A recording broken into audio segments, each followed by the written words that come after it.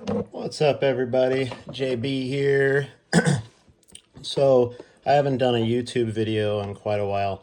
I thought it would be a good idea to kind of explain how I do my 3D prints and give you guys a little tutorial of what I do to prepare it and how it prints, and basically just so you guys have an idea of how it all works. So to give you an idea, here are the Jawas that I go to makersworld.com to print, and I click on it, and all I do is open it in Bambu Studio, which then brings me over to here. And this is Bambu Studio. My printer is called a Bambu Labs X1 Carbon, so that's why I use Bambu Studio. It's basically their program. They also have Bambu Handy, which is an app. It doesn't give you nearly as many options to control the print like this does. So I thought I'd give you guys an idea of what I do. So let's start over here.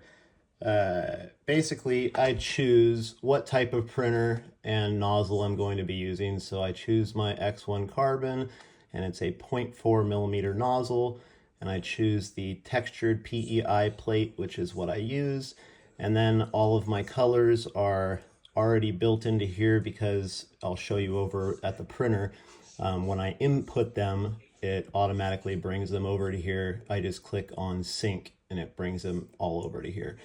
And then as I can go into each separate color, and I choose here what I want the temperatures to be.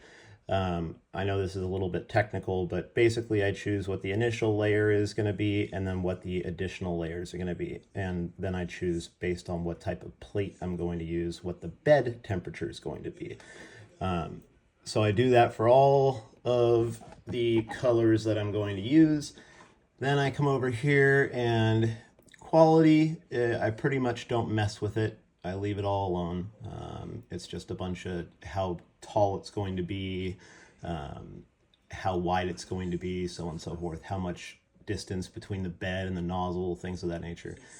The only things I really change is I go to strength and I change the amount of walls. And the amount of walls are, if you look at the print itself, how many walls are on the outside. So there could be as many as you want, and the more walls, the thicker it's going to be, and the heavier it's going to be, the more filament it's going to take. So I choose 5 layers as my amount of walls.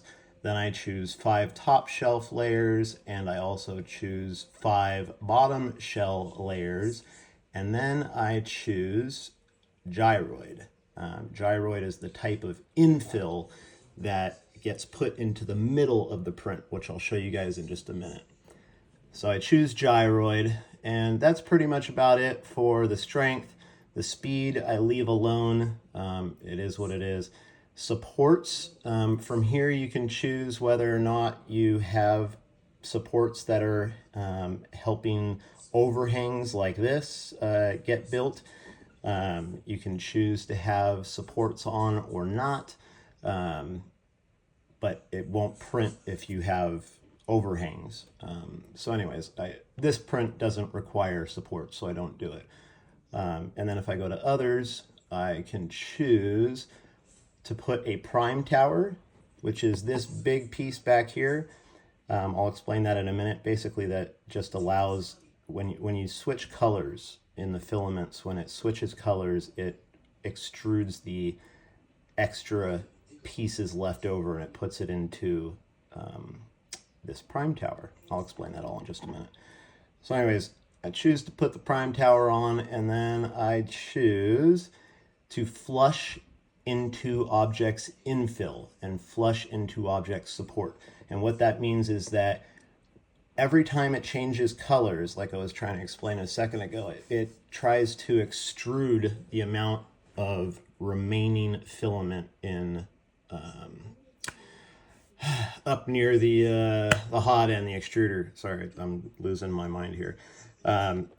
So that little piece that's left over, it extrudes it out and it poops it out. It basically calls it poop or waste. And that waste is put into this prime tower or to the back of the machine, and it literally spills it out into a bucket that I have, and I'll show you guys that in a second. Otherwise, on top of the prime tower and it coming out the back, it also puts the waste, the remaining stuff inside the print. So it makes it heavier. It gives it more, basically it's filling, it's putting, it's flushing the extruded amount of filament into my model, if that makes sense. All right, so, and that's that. And then from there, that's pretty much all the things that I change settings wise. And then from there, I can look at the plate and I can choose the model. I can move it around. I can copy and paste and make however many more I want. So if I want to take this one and do Control C, Control V, boom, it just gives me another one. And then I can move that one to wherever I want on the plate. But I don't need that one. So anyways, once that's all done and I have it looking the way I want, then I go up to Slice Plate. And then it's going to basically put all these settings together that I've asked for. And it's going to tell me if I'm good to go or not. I'll show you what happens here in a second. Come on. Anyways, while that's doing that, so this program basically allows me to change all the settings, all the things that I need to make a cleaner, better, higher quality print. You know, it allows you to make all the changes that you could possibly even think of. I mean, there's so many that it's like it would take me days to go over all the stuff that's in here and the things that you could do. It's just incredible. I just stick to the basics because I know what works for me, and that's just kind of how I'm doing it. So anyways, all right, this is just about done. It's counting up the layers. There's 490 layers to this particular print. And come on. Should go right now. Come on. Man, that's taking forever. Okay. So let's see here. So yeah, this has 490 layers. And what that means is every single time it goes up a notch, it's going up a layer. I'll explain that a little bit more when I show you guys over at the printer. So now it's told me right here, it sliced it and it's telling me that based on the different filaments that I have color wise, that it's going to take 793 grams of filament, which is almost a full spool, to make all 6 of these. That's a lot of filament. It is going to change, it says it's going to change 450 times, which means that there's 490 layers in this thing. So every time it's got to go up and go up the model, it's changing colors and it's changing layers, and it has to change colors 450 times, which is a ton. That's a lot for our machines, and it's actually very abrasive, extremely abrasive. It tears up machines like left and right, especially glow-in-the-dark filament. And it tells me that it's going to take a day and for almost 1 day, 5 hours at standard speed. I usually speed it up and it goes 166% faster. So it'll bring it down to probably like 18 hours or something like that. So anyways, then I click on print plate, and it's going to bring up here, and then basically based on the colors that I see here is what I choose over here. So where I see purple, I click on purple and I can choose the purple, the blue, or the black. Okay, so I'm going to choose which color I want the purple to be. All right, so I'm going to leave that purple. The eyes that are blue, I want those to be black. The black on these parts, I want to be blue. All right. And then once I'm done, I click on send, and it sends it over to my printer. So let's go on over there and I will show you the magic, where it all happens. Alrighty, so this is my Bambu X1 carbon 3D printer. This is called an AMS machine. I'm not sure what AMS stands for. I couldn't even tell you. But anyways, it holds up to 4 separate filaments. Remember I showed you the colors a few minutes ago? That's based on these that are already in there. And it shows the filament in here based on the color that I prepared in here.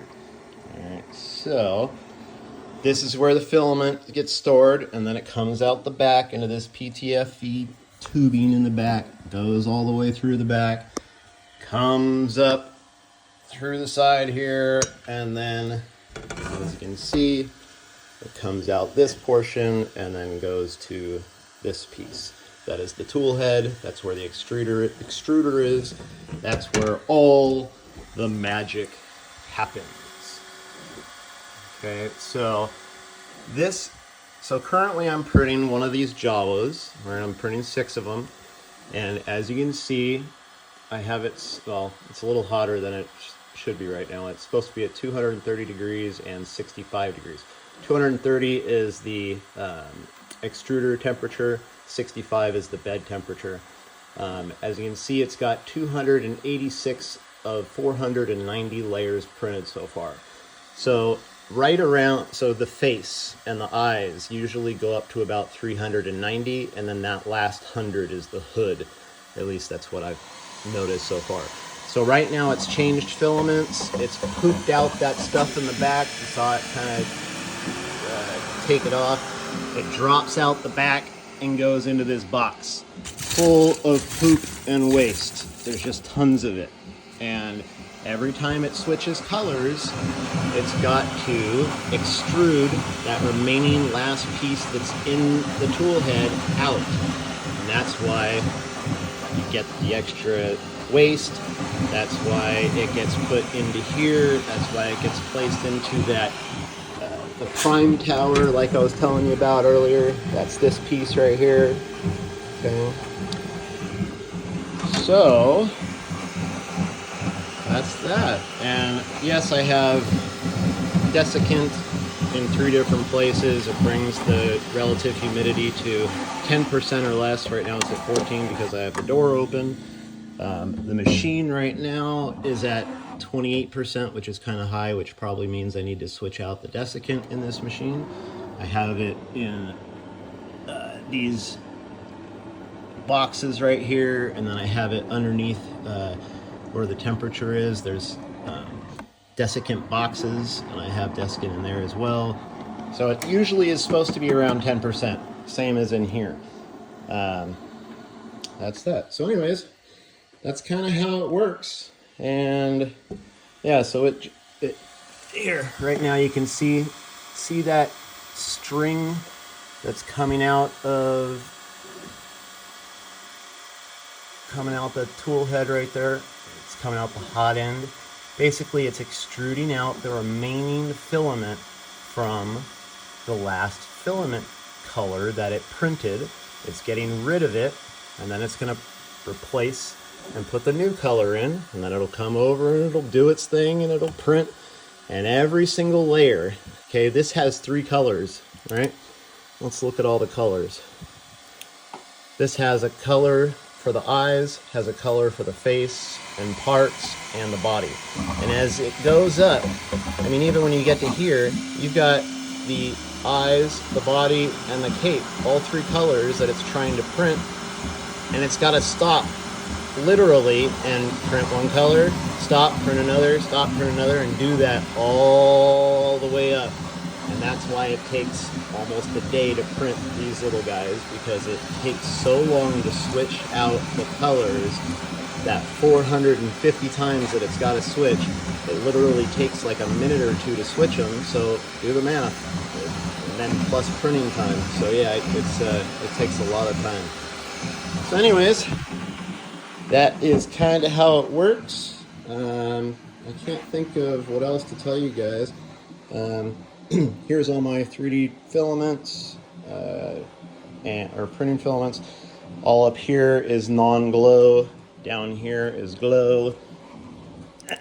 As you can see, if I put the UV light on them, I got black sparkle, orange, green, more green, blue, and then I got multicolor, blue, black sparkle, yellow, green, orange, and then all kinds of extra stuff up here that's all done. Yeah, so that's pretty much it. So all these things, they're all in bags because I I basically suck the air out of them, or as much as I can, and try to get the humidity out of the bags and keep the filament from getting wet. The wetter it is, the harder it is to print. The drier it is, the better.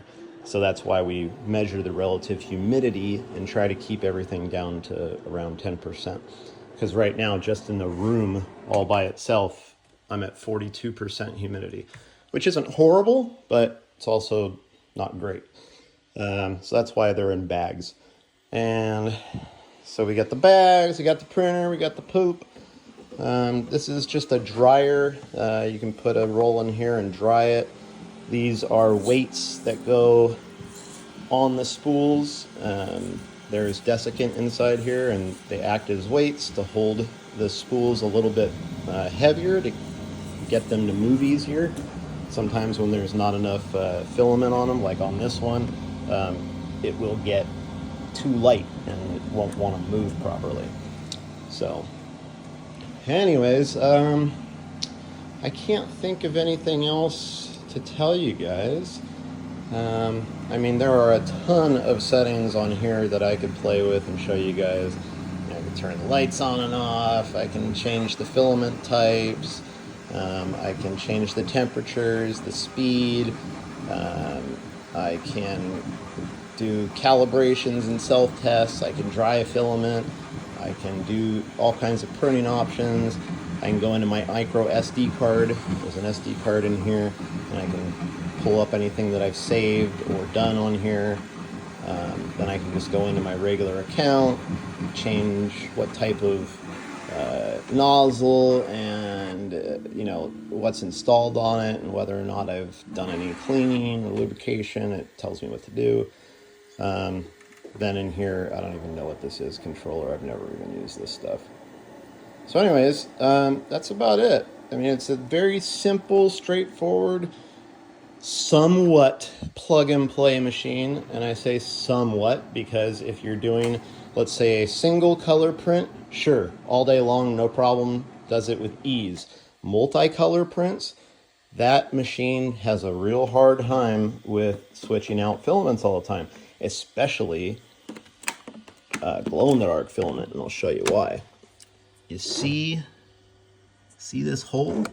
That's where the filament goes in, okay? Glow-in-the-dark filament, literally, because of, you can see the ribs on that filament? You see how it's literally full of ribs? That goes down into this piece, and it just wants to basically cut it out as it's being fed in, because it's literally, all those ribs are just tearing away at this plastic.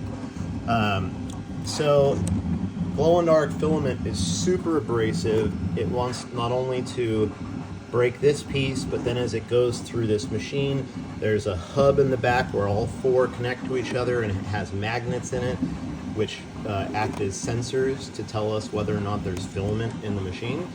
And those magnets get worn out super easily by glow-in-the-dark filament.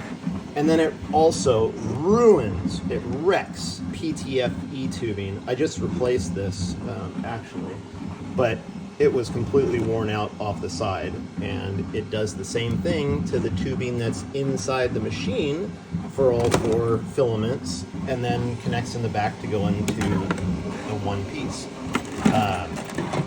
So yeah, it glow-in-the-dark filament seriously eats this thing up. And then you got problems like inside here, it'll get clogged and you got to take it all apart and it's a whole mess. So yeah, glow-in-the-dark filament eats these printers up. It's super abrasive on all the parts, but that's the price I pay for using glow-in-the-dark filament. It's the business I run, it's the groups I do, and it's how I make my living right now. It's through glow-in-the-dark stuff. So I have to use it, so I have to replace out parts every now and again, and I have to make sure it's running well.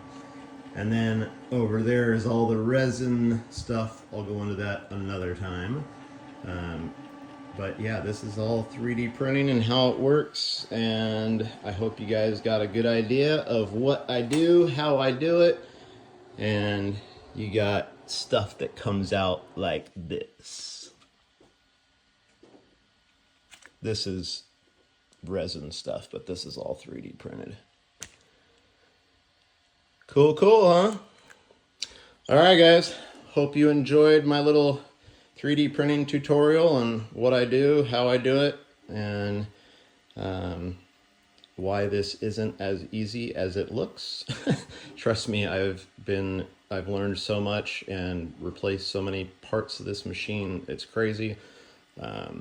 Yeah, so that's that, guys. All right, hope y'all enjoy. Talk to you later. Peace.